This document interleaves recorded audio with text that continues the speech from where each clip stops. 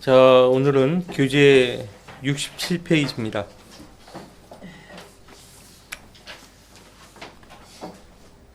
교재 67페이지 중간 단락이죠.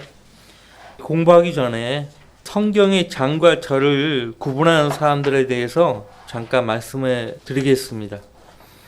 프랑스 파리 대학의 교수이자 후에 영국 캔터베리 주교가 된 스테판 랭튼 감독에 의해서요, 성경의 장이 구분되기 시작했어요. 그 전까지는 성경의 장이라는 것은 없어요. 존 위글리프, 그분이 라틴어에서 영어로 번역했지 않습니까? 그 전까지는 이 문장이 붙어 있었어요. 아버지가 방에 들어가셨는지, 아버지 가방에 들어가셨는지 구분이 안 될 정도예요. 그래서 슬레이시로 구분을 시켰습니다. 그러다가 이제 파리 대학의 교수이면서 캔터버리 주교가 된 스테판 랭튼 감독에 의해서요, 처음으로 성경의 장을 구분하기 시작했고, 그 다음에 1551년에 로버트 스테파누스라는 사람이요, 헬라어 표준원문에서 최초로 성경의 절을 구분했습니다. 그래서 이 로버트 스테파누스의 이름에 따라 나중에는 스테파누스 표준원문이 나온 것입니다. 그래서 현재 장과 절이 함께 구분되어서 최초로 성경이 출간된 것이요, 1560년에 나온 제네바 성경이에요. 윌리엄 셰익스피어, 또 존 버년, 이런 분들이 이 제네바 성경을 많이 봤죠. 그 다음에 이제 신앙의 자유를 위해서 미국으로 이주한 청교도들과 침례교도들이, 이 침례교도들은 영국 웨일스 침례교도들이에요. 거의 대부분이 미국으로 건너간 침례교도들이요. 그들이 품에 안고 간 성경이 이 제네바 성경이고요. 킹제임스 성경의 아버지가 되는 거예요. 제네바 성경이요. 자, 이제 오늘 교재 67페이지 밑에 단락, 성경에 관한 또 하나의 결정적인 사실에 대하여 특별히 고찰하여 보는 것도 좋을 것이다. 이것은 이미 언급한 바가 있지만 대단히 중요한 사실이기 때문에 한 번 더 언급하는 것도 현명한 일이라 생각되어진다. 이것은 AD 1229년에 개최되었던 타우루스 공회에서 카톨릭이 자행한 일인데, 이때 그들은 일반 평신도들이 성경 즉 하나님의 말씀을 읽지 못하도록 결정하였던 것이다. 1229년 중세 암흑기죠. 타우루스 공회에서요, 일반 평신도들은 성경을 읽으면 안 된다. 그래서 결정한 거예요.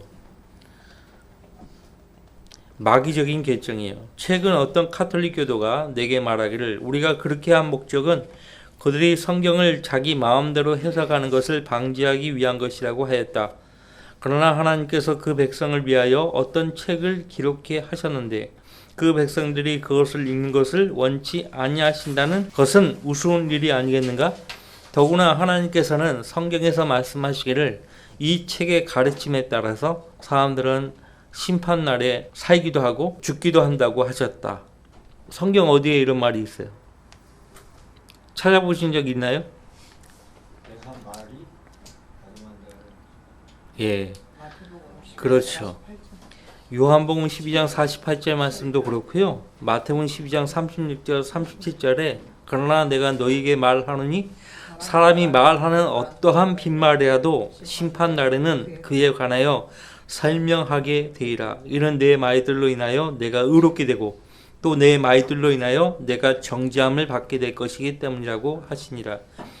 야고보서 2장 12절 말씀에도요, 너희는 자유의 법에 따라 심판받을 사람처럼 말하며 행동하라고 했어요. 너희는 자유의 법에 따라 심판받을 사람처럼 말하며 행동하라. 우리는 하나님 말씀에 따라 하나님 앞에 서서 심판을 받게 돼 있어요. 반드시 받게 돼 있어요. 그러니까 그 심판 받을 사람처럼 말하며 행동하라고 말하고 있고요.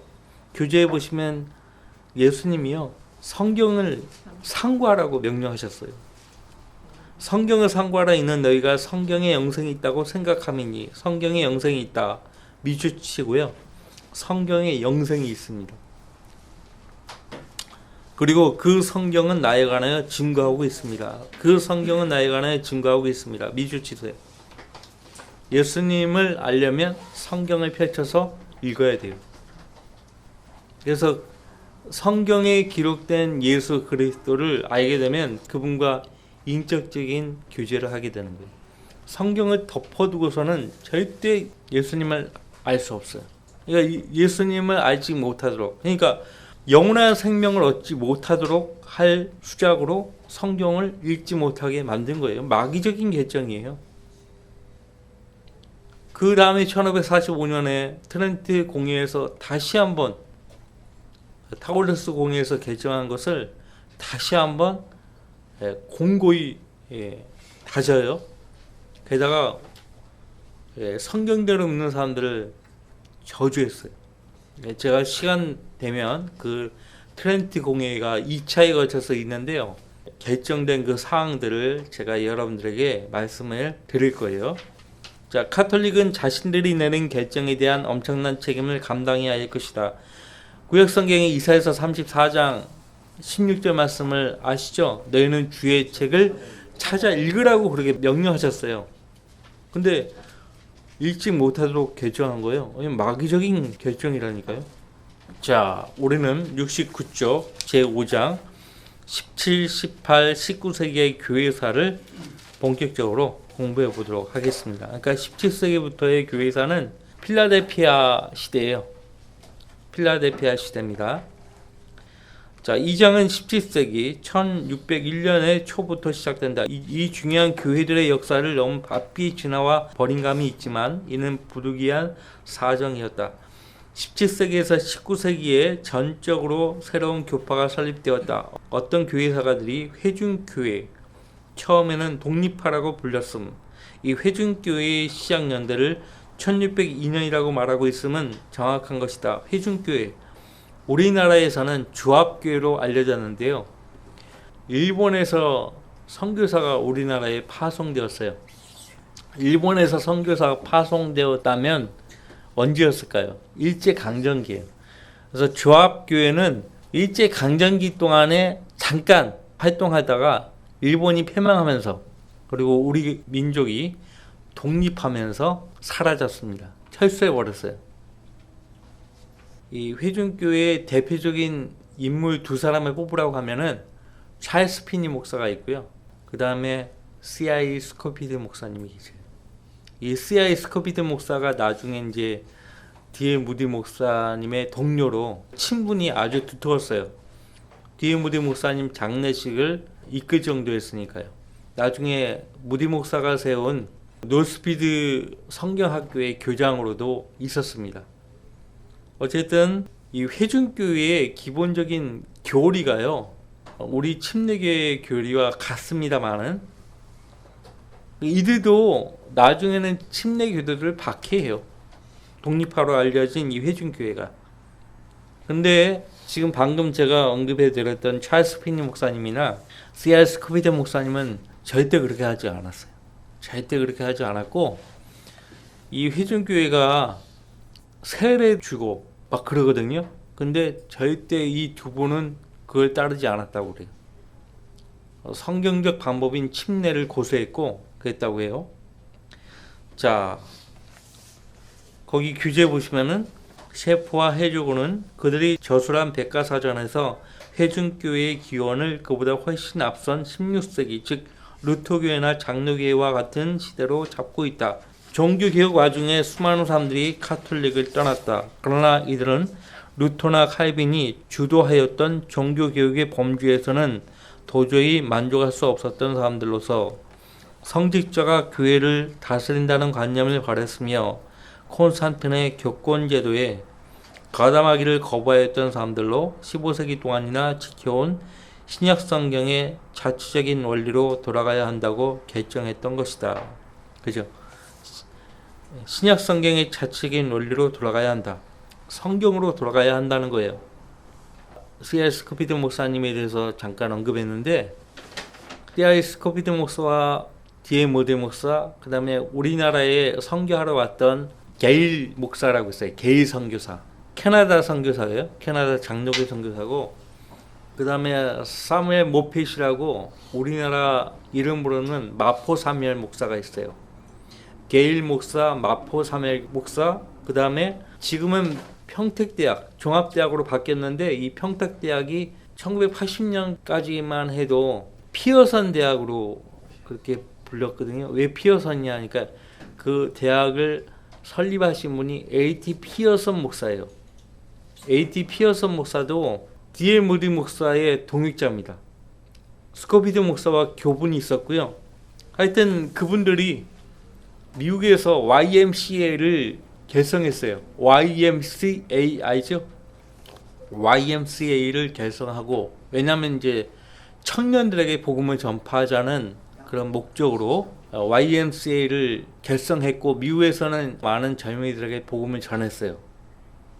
근데 우리나라에도 왔죠. 마포 사무엘 목사나 게일 목사가 그걸 가지고 온 거예요. A.T. 피어선 목사하고. 근데 지금 YMCA가 어떻게 되었습니까? 복음은 고사하고 그냥 일반적인 사회단체로 전락되었죠. 복음을 전파하는 YMCA. 우리 이 장소에서 복음을 전하고 싶습니다. 그러면 허락을 안 해줍니다. 완전 그냥 단순히 사회단체, 자선단체로 전락했어요. 근데 처음 시작은 D.L. 무디 목사, A.T. 피어슨 목사, 마포 사무엘, 게일 목사, 그 다음에 C.I. 스코피드 목사에 의해서 시작됐다는 것을 알아둘 필요가 있습니다. 거기 교재 보시면은 70페이지 중간 단락, 이 특수한 개혁을 요구하는 새로운 단체의 확고한 주장은 독립파 회중교회를 얘기하는 거예요. 가톨릭교회나 루터교회, 그리고 장로회와 영국교회 등 모든 기성교회로부터의 가혹한 핍박을 불러왔다. 회중교회가 이렇게 처음 시작되었을 때 핍박을 받았다는 거예요. 그러나 이 교파 역시 카톨릭이 범한 수많은 과오를 그대로 가지고 있었는데, 유아세례나 침수례 대신 적수례나 관수례를 베푼 것과 나중에는 극단적인 국가계획의 관념을 채택해서 이를 실시한 것 등이다. 따라서 그들이 신앙을 지키기 위해 미국으로 건너온 이후에는 그들 자신이 또한 가혹한 핍박자가 되어버렸던 것이다. 왜 이렇게 변질되었는가 하니까요, 가혹한 핍박으로부터 면하기 위해서요. 핍박을 면하기 위해서 카톨릭이나 루터교회, 장로교회가 그 잘못된 카톨릭의 전통을 처음에는 배격하다가 견디지를 못하니까 그냥 타협을 해버린 거예요. 근데 제가 얘기했잖아요. 스코피드 목사님이나 찰스 피니 목사님은 그걸 거절했다니까. 저희 뜻 따르지 않았어요. 자, 독립파 혹은 오늘날 회중교회라 불리는 이 교회의 명칭은 그들이 만든 교회 운영 제도에서 온 것이다. 셰프 헬조고 백과사전에 기록되어 있는 영국 회중교회의 특수한 주장 몇 가지를 들어보면 대략 다음과 같다. 우리가 똑같아요. 자, 보세요. 예수 그리스도는 교회의 유일한 머리시며 하나님의 말씀은 그 유일한 법이다. 그렇죠. 두 번째, 눈에 보이는 교회들은 순수한 신앙적 목적 하에 이 세상에 분리된 경건한 사람들의 특수한 단체이며 이 세상과 섞여서는 안 된다. 그렇죠. 세 번째, 분리된 이러한 교회는 그들 자신의 일꾼을 선정하며 기후를 유지해 갈 수 있는 충분한 권리를 가지고 있다. 이게 무슨 말이냐면, 지역교회 안에서 일꾼들을 육성하고 양성된 그 일꾼들에게 일을 맡겨서 하나님의 사역을 진행한다는 거예요. 그러니까 일꾼이 없다고 다른 데서 사람을 데려오지 않는다는 말이에요. 역시 성경적이죠. 네 번째, 교회 운영에 있어서 모든 교회는 독립적이며, 그러니까 서로에게 간섭해서는 안 된다는 거예요. 왜 그렇게 교회를 운영하냐, 이렇게 간섭하지 않는다는 거예요. 동시에 국가의 관리를 받지도 않는다. 나중에는 이 기본 원칙을 떠나버린 거예요. 타협해버린 거예요. 우리 침례교회의 원칙과 똑같죠? 굳이 회중교회, 침례교회를 떠나서 성경적이잖아요. 성경에 그렇게 명시되어 있잖아요. 성경에 그렇게 명시되어 있단 말이에요. 그러니까 우리가 하나님 말씀에서 명시한 대로 순종하고 따르면 되는 거예요. 우리가 하나님 말씀에 맞춰야죠. 71쪽 이러한 주장은 가톨릭은 물론이요 루터교나 장로교 그리고 영국 감독주의와는 전혀 상이하다. 영국 감독주의 성공이죠. 국교에. 반면 성경들 없는 침례교회와 예수 그리스도와 사도들의 기본적인 가르침과 완전히 동일하다. 그렇죠. 1611년에는 영어 킹제임스 성경이 출간되었다. 이때까지는 성경이 일반 사람들에게 널리 주어진 일이 없었다. 자, 중요한 부분인데요. 하나님 말씀이 일반인들에게 전파되기 시작함에 따라 교황의 권력은 갑자기 쇠퇴하기 시작하였다. 킹제임스 성경이 출간되면서요, 카톨릭이 지하로 내려간 거예요. 지하로 내려가서 활동을 안 한 것은 아니에요. 제가 지난주에 잠깐 언급해 드렸지만 마테오 리치라는 사람은요, 발빠르게 행동한 거예요. 그런 카톨릭 안에서도 그런 사람들이 있었던 거예요. 열심히 뛰어다니는 사람들이 있었다니까요. 마테오 리치 대단한 사람이에요. 천주시리. 중국어로 얼마나 빨리 깨치면요, 중국 사람들과 수개월 내에 토론하는 거예요. 중국 사람들이 놀래버려요. 이탈리아 사람인데 이탈리아 사람이 대단합니다. 이 사람 빨리 습득을 해요. 불교, 도교, 유교의 허점들. 그래서 천주시리에 기록을 하잖아요. 어쨌든 중세 암흑기처럼 아주 그냥 대놓고 그렇게 하지 못했단 말이에요. 하나님의 말씀이 일반인들에게 전파되기 시작함에 따라 교황의 권력은 갑자기 쇠퇴하기 시작하였다. 적어도 여러 세기 만에 처음으로 신앙의 자유가 싹트기 시작하였던 것이다. 심지어는 빌리그레암이 대전도 집회를 하잖아요. 수많은 사람들 앞에서 복음을 전하니까요, 카톨릭도 도운 거예요. 물론 빌리그레암을 이용해 먹으려고 한 거지만요, 우리나라에 1973년에 지금 여의도 광장이지만 그때는 5.16 광장이라고 했잖아요. 그 외에, 거기 외에 국회의사당 딱 하나 있고 공항 하나 있고 허허벌판이에요. 근데 그 광장에 뭐 100만 명 이상이 모여가지고 빌리그램에 의해서 복음을 들었잖아요. 그때도 우리나라 카톨릭에서 카톨릭 교도들을 보냈다고 그래요. 모름지기 그 카톨릭 교도들도 빌리그램을 통해서 복음을 처음 들었을 거예요. 자, 1648년에 베스트팔리아 평화조약. 우리 이거 어릴 때 세계사 시간에 배웠죠. 베스트팔리아 평화조약이 체결되었다. 이 평화조약의 결과로 나타난 여러 가지 현상 중에는 큰 교파 간의 3자 협정이라는 것이 있는데, 이것은 카톨릭, 루터교회, 장로교회가 서로 더 이상 박해하지 말자는 것이었다. 우리가 지난번에 아우구스부르크 평화조약에 대해서 공부했었죠. 1555년에. 이때는 카톨릭과 루터교 간의 평화조약이에요. 우리 서로 대립하지 말자. 지금은 이제 베스트팔리아 평화조약이 체결되었는데, 카톨릭, 루터교회, 장로교회가 서로 더 이상 박해하지 말자는 것이었다. 교파 사이의 박해는 곧 그 교파를 지지하고 있었던 정부와 전쟁하는 것을 의미하였기 때문이다. 이때 당시에는요, 특히 개신교회가요, 카톨릭이 재산과 생명을 자꾸 빼앗아 가니까 우리는 그들에 의해서 개처럼 죽임에 나가면 안 된다. 그래서 하여튼 분열자들에게도 손에 칼과 창을 쥐어줬어요. 그러니까 카톨릭 입장에서는 여태까지는 그냥 침례교도들처럼 핍박을 받았는데, 온순히 이제는 대적이 오니까, 손에 칼을 들고 대적이 오니까 카톨릭이 이제 무서운 거예요. 자자, 그러지 말고 우리 평화조약을 맺자. 카톨릭 측에서 먼저 제안한 겁니다. 그래서 그러나 다른 모든 성도들, 특히 재침례 교도들은 이러한 교파의 사람들로부터 예전과 다름없는 가혹한 대우와 처참한 핍박을 계속 받아야만 했다. 왜 그랬을까요? 이거는 타협이다라고 생각했던 거예요. 우리 주님은 절대 타협하지 않으셨다. 그러니까 성경대로 없는 사람들은 주님이 걸어가신 그 고난의 발자취를 따라간 거예요. 자, 72쪽 17세기에는 와이덴시안이라고 부르죠. 그 다음에 아나바프티스트, 아나가 다시라는 뜻을 갖고 있어요. 아나바프티스트, 그러니까 나중에는 이 아나가 이제 떨어져 버립니다. 아나바프티스트들에 대한, 그러니까 재침례 교도들에 대한 치명적인 박해가 계속되고 있었다. 이를테면 영국에서는 존 버년과 그 외 여러 사람들이 증명하고 있는 바와 같이 영국 교회가, 독일에서는 루터 교회가, 스코틀랜드는 스코틀랜드 장로교회가, 이탈리아와 프랑스 그리고 교황의 제도가 권력을 잡고 있었던 모든 곳에서는 카톨릭 교도들이 그들을 핍박하고 있었다. 이제 어떤 국가 교회와도 타협을 하지 않았던 이러한 사람들에게는 어디에서나 결코 평안함이 없었던 것이다. 결코 타협하지 않았어요.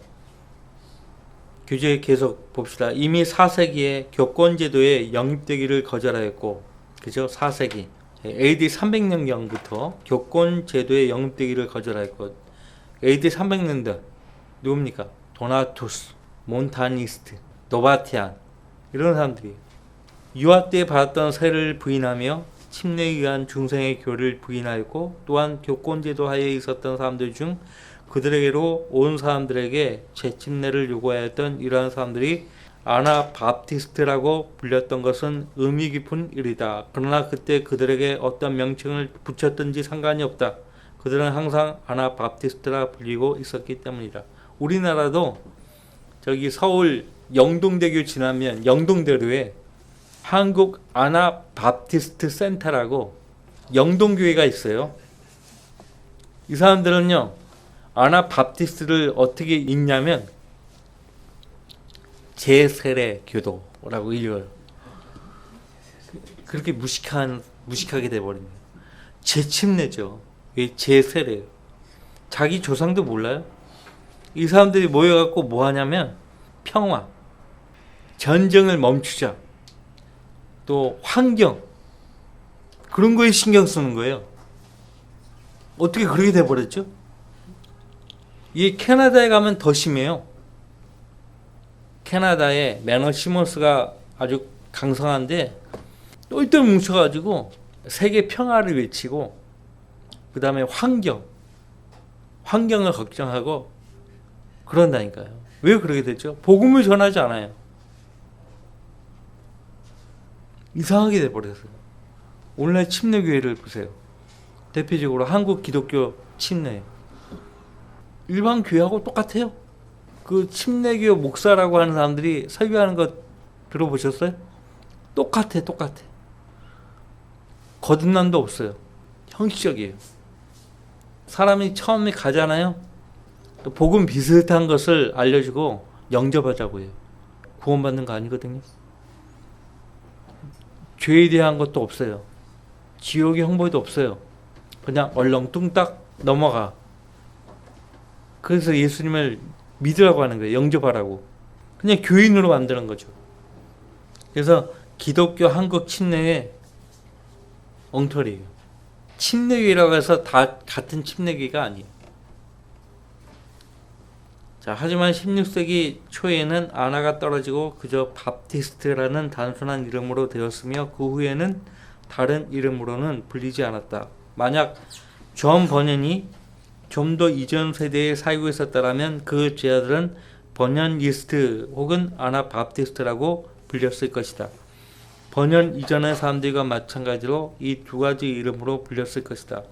바프티스트라는 명칭은 별명이며 그 반대자들이 그들에게 붙여준 이름이다. 어떤 사람은 침례 요한, 개혁성경, 개혁개정에 따르면 세례 요한으로 되어 있거든요. 이름 앞에 그 별명이 이 사람이 어떤 사람인지를 보여주는 거잖아요.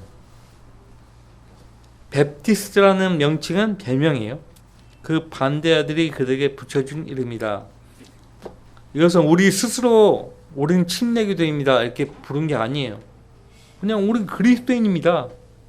근데 외부 사람들이 우리를 그렇게 붙여준 거예요. 만약 이 명칭이 주님께서 요한을 바프티스트라고 부르셨을 때와 같이 구세주 자신이 그들에게 주신 것이라면 바로 적합한 것이 되었을지도 모른다.